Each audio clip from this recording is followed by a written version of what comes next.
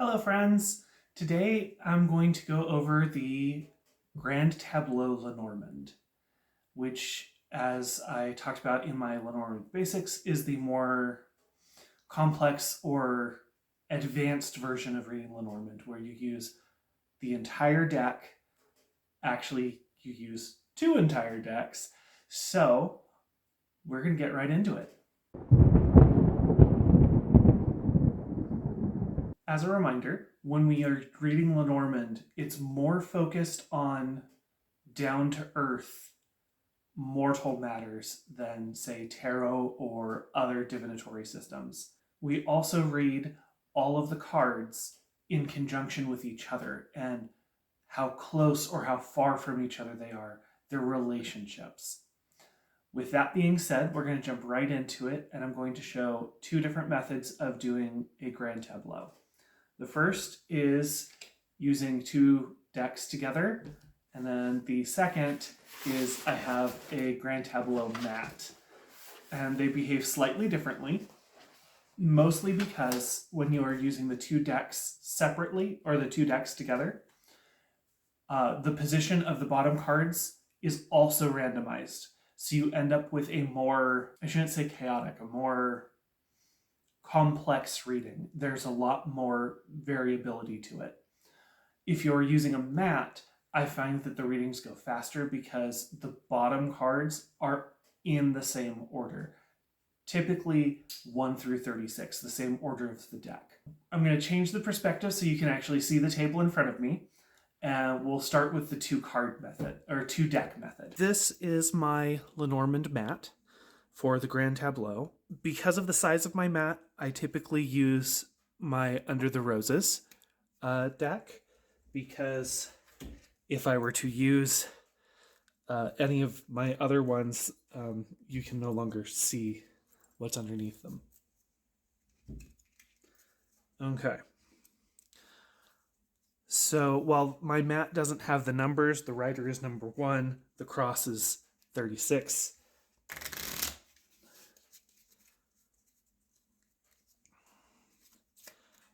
And so you would just start laying them out.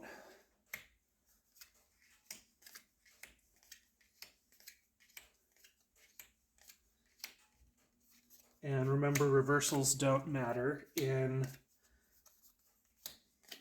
Lenormand. Oh, interesting.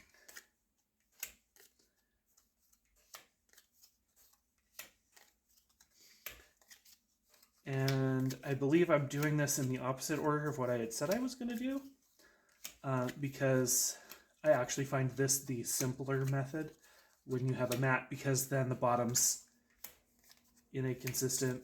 Oh, I thought I had set that to not turn back on. Okay.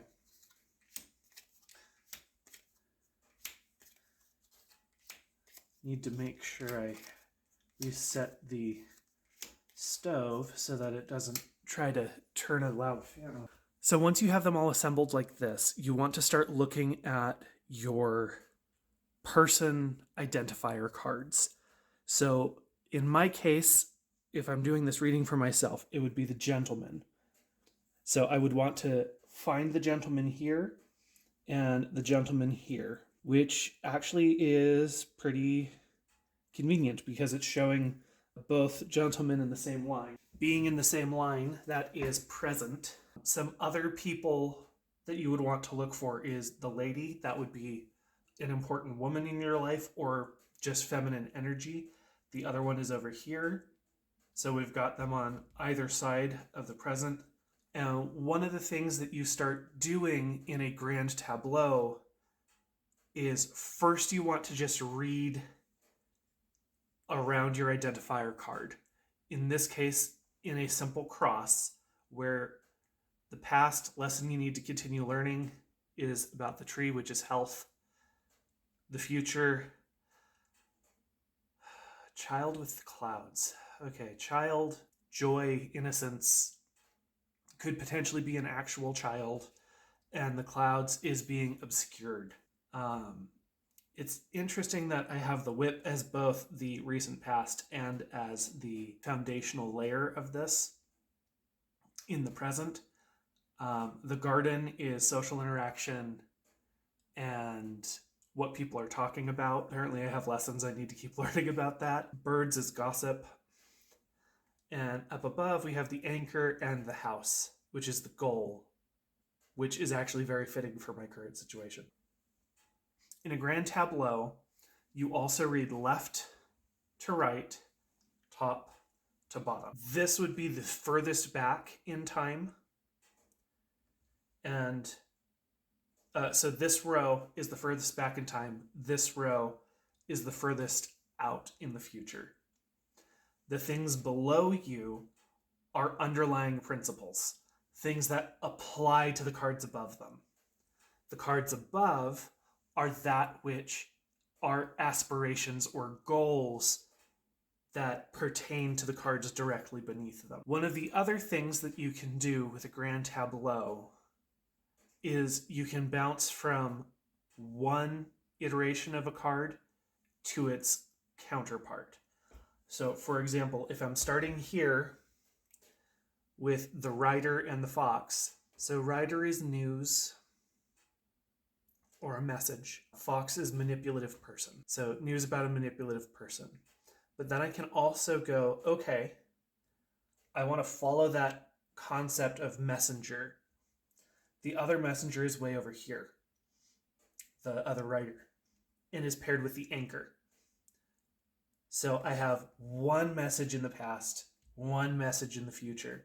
But in comparison to where I am, this is down. So it's a foundational message referencing my current situation, but something that is going to arrive because it's in the past or in the future. Being the anchor, that is that which stabilizes you, or in a negative sense, that which weighs you down, which is paired with a current aspiration, which is having my own household. So we could then go from the house to the other house, which is down here, which is paired with a cross.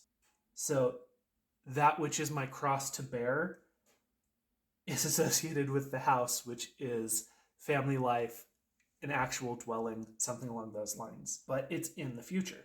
So if I'm following that concept of house, you can see how these two are related, particularly with the anchor and the cross, both being things that are the foundational principles in your life, the thing that grounds you, and the cross, which is your faith or your destiny, your spirituality, those kinds of things, which for me often end up being put next to each other. And then if you go to the cross, you then bounce right back up here with the cross being right next to the anchor again, which is actually fascinating. The cross is paired with the ship, which is journeys and transitions, which, oh yeah, there has been so many changes in my thought processes about spirituality, about faith, all of that. So where's the other ship? Over here, ship with a snake. So snake is duplicitous person, someone who is lying and deceptive. So I'm not going to get all the way into this because this this takes well over an hour to do properly. But that is the basis of a Grand Tableau. You just start bouncing back and forth between the cards, following that process of present, past, future, foundation, and goal or aspiration. This can be a very complicated reading. I typically don't do a full Grand Tableau very often because there is so much information in it. So like I said, this is the secondary level of Lenormand, where you start using all the cards together. When you use the mat, you've got a consistency in the bottom cards. But I'm also going to throw one out, and I'll be reviewing my footage of this to actually write down all of the cards because I do want to examine these. We're going to remove this.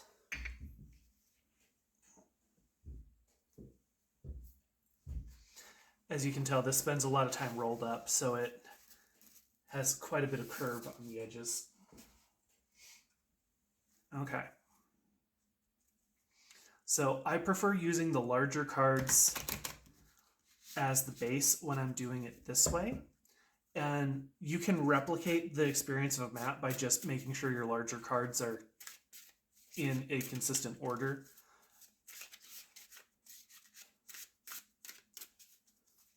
All right.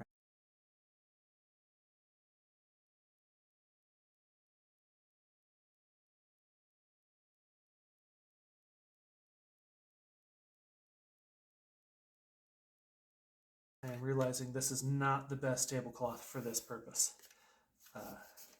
Because of the embroidery, the cards kind of stick. So they don't slide very well.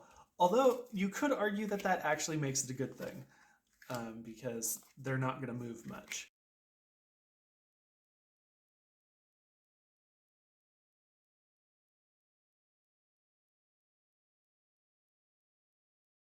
So now my lower cards are laid out.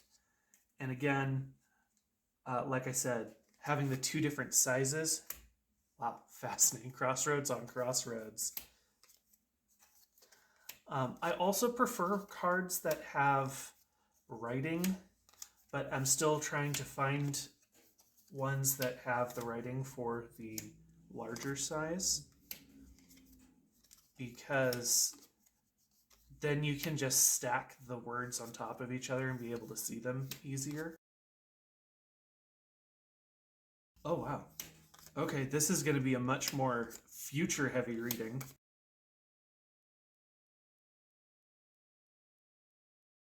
And again, ordinarily I would not do two of these back to back like this.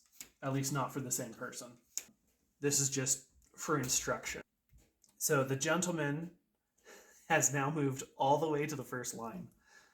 So this reading is giving purely future and present and future. Which is paired with the bear, which is strength, which also has the bear directly underneath it, paired with the fish, which is job, work. So strength is in work ethic. Things that are above: be cunning in my choice as I'm looking for houses, be smart about that. And then crossroads on crossroads. So just options. There are so many options in front of me right now. Freedom is how I would put the crossroads with the crossroads. So then when we start moving into the future, when we have it set up this way, we have a letter and the fox. Again, fox, gotta be smart, gotta be cunning, with letter, which is correspondence, written news, that kind of stuff, which is paired with the key in the coffin as the foundation to it. So there will be doors that are closing because of this. But simultaneously, again, house, right next to each other with good fortune. So as long as I'm smart about it, I will find a good house, a good place to live, at least for the short term. Mice is that which worries at you, the kind of stuff that keeps you awake at night as you worry about it. And it's paired with joy, which is shocking, because the lilies are, or the bouquet, depending on which deck you're looking, are joy, hope, the positive aspects of life. I'm being told, don't worry about that. It will come. And again, you can start bouncing around the same way, where here's the gentleman in strength, and then the gentleman with the moon. The moon being emotions, intuition, feminine energy. It's also fascinating when you look at where the lady is over here. We have the lady and the gentleman right next to each other, closely related in the future, and then the other lady is over here. So we have clock tower, which is authority, and the whip, which is the lesson that needs to keep being learned. The other whip is over here with a cross. Yeah, I'm definitely gonna need to review the footage of both of these because this is a lot of information to put in front of me right now. But you just continue progressing through, following your intuition and bouncing back and forth between the related concepts. And one of the things to really pay attention to is if you end up with the same card on top of itself, because that is doubling up the meaning. That is immense focus on that concept. The other thing to pay really close attention to is how close the related cards are. So in this case, houses right next to each other. That's very strong information about it. The fox is right next to each other. That's very close. The bear is right next to each other. So there's a lot of very strong, this is what is going on right now energy here. The fish are also relatively close to each other because there's the fish and then here's the fish. So it tells you how closely related these two ideas are. When you break things up this way, I would typically think each row is somewhere between a week and a month. Time is kind of weird when you're doing Lenormand. What matters is that you follow your intuition about it. I would say it's pretty accurate in this reading, looking only forward, that this is looking at months rather than weeks. We're gonna sum up by switching focuses again. Alrighty, so that was a brief introduction to the Grand Tableau. I know it got kind of rambly and slightly repetitive towards the end, but that's kind of how Lenormand goes when you're doing Grand Tableau. You end up doing a lot of retracing your steps, getting deeper and deeper into the association, getting deeper and deeper into the associations between each pair of cards. With that said, until next time, walk in the light, my friends.